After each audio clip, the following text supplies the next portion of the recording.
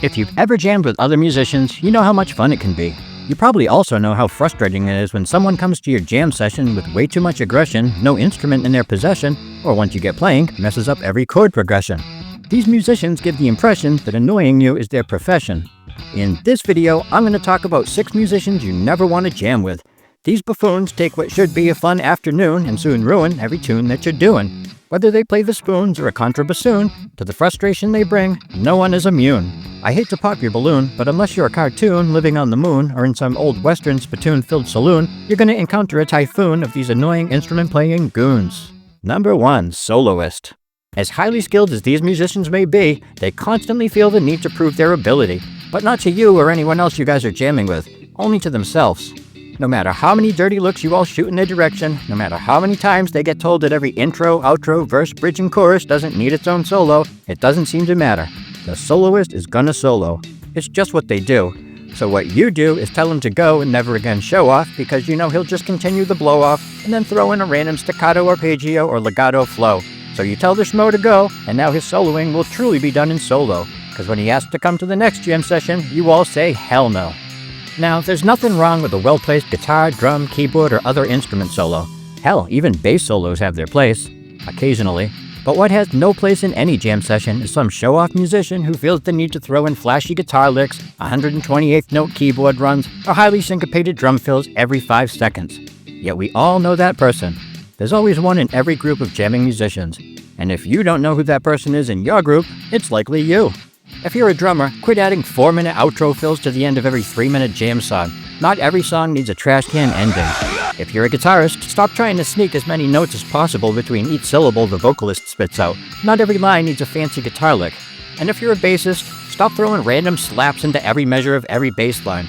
Not every bar of a 12-bar blues jam needs you popping out octaves. Jam sessions are supposed to be a time when you and your friends can stop, collaborate, and listen to each other play. But the soloist is only there to listen to himself and refuses to stop playing for even a second.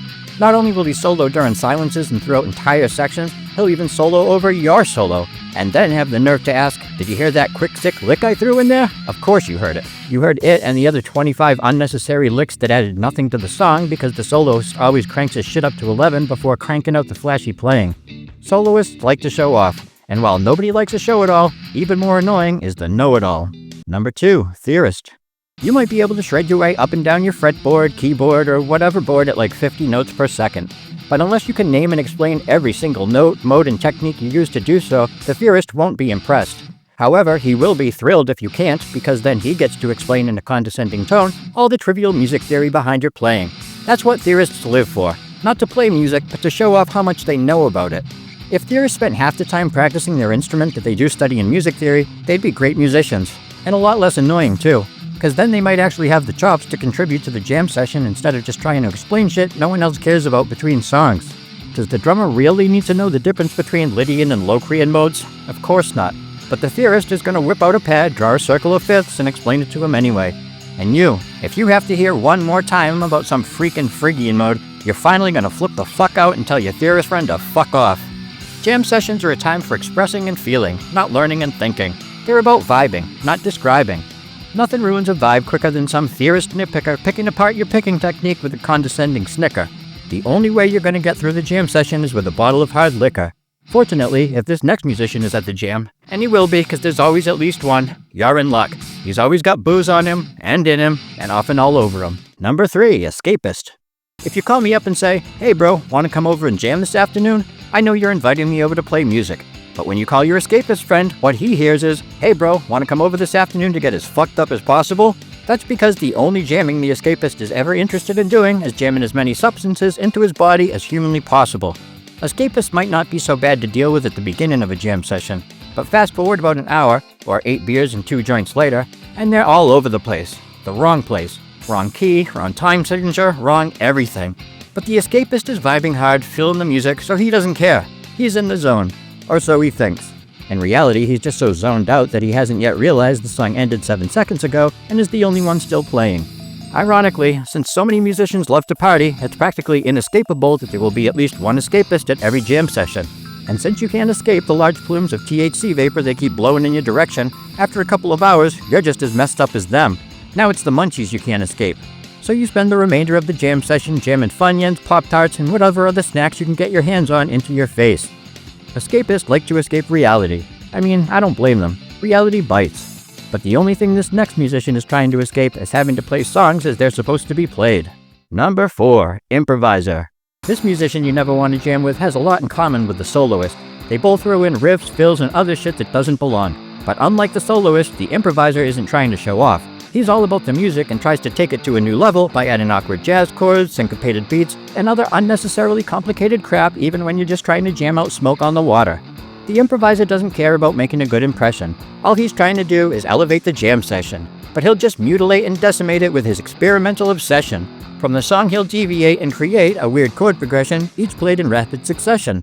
Though you wish he'd just replicate the song, he'll complicate it and play it wrong. Because the improviser doesn't like to imitate. To him, imitation is oppression. The only thing to stimulate the improviser is unfiltered musical expression. So now you hate him with aggression and can't wait to end the jam session. Improvisation and experimentation have their place. If you're at like an avant-garde jazz fusion jam session, okay, sure, improv it up. But if we're just playing songs by Nirvana and Black Sabbath, there's no need to turn simple 3-note power chords into like a C13 altered flat 9 sharp 11, a D7 sus 4 added 13 no root, or some other ridiculous jazz chord. Just because the word improv is one letter away from improve doesn't mean improvising will improve anything. All it's gonna do is ruin the song, the vibe, and the entire jam session.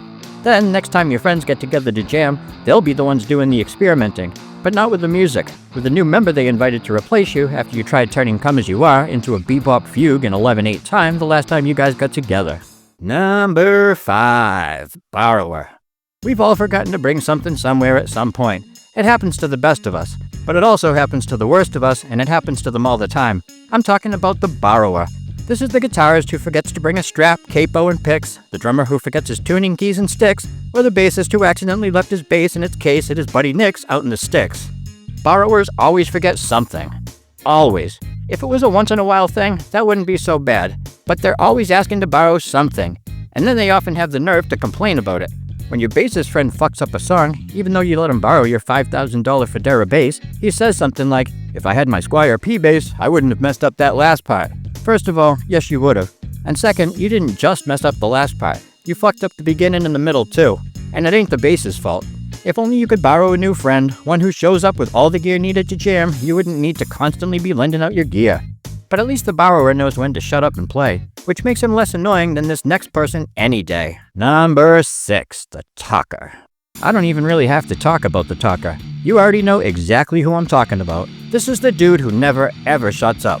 He's got a story for everything and talks during intros, solos, and even while you're trying to get tuned up. It doesn't matter what the talker's instrument is because he's not there to play notes. He's there to give them and to take them. He'll notice the cool design on your t-shirt in the middle of a song and start asking questions about where you got it and how much you paid. He'll tell you how sick your guitar solo is while you're in the middle of playing it. The only thing the talker won't do is stop yapping long enough to get through a song. Though he may seem similar to the theorist, the talker is actually much worse because at least the theorist blabbing is related to what you're doing. But the talker doesn't care about music theory. He just says whatever comes to mind and it's rarely ever helpful, informative, or even remotely relevant. If you listen to what the theorist says, which you never do, you might occasionally learn something. But as you listen to the talker go on and on and on about nothing, the only thing you learn is how to hide how annoyed you are and how to suppress your rage like a rat in a cage. The whole time you try to play, the talker is going to talk away with no delay. But as soon as it's over at the end of the day, they always seem to run out of things to say, which infuriates you in every way. So you pray that next time the talker will stay far away. You only invited him this time out of naivete. But after not even being able to get halfway through a single song today, you're not okay with inviting the talker next time you all play. Even if he offered to pay, you'd still tell him to stay the hell away. With the talker safely at bay, the next time y'all play, you'll be the one doing all the talking, mocking the talker in every way. If you're a musician, odds are you've jammed with some of the clowns on this list. Tell me, is there anyone I missed? Who have you jammed with that left you feeling pissed? Any other annoying musicians that exist? Tell me in the comments if you insist. If you like this shirt, it's available in lots of colors and sizes at musicbsharp.com, along with lots of other awesome music-related merch. Link in the description.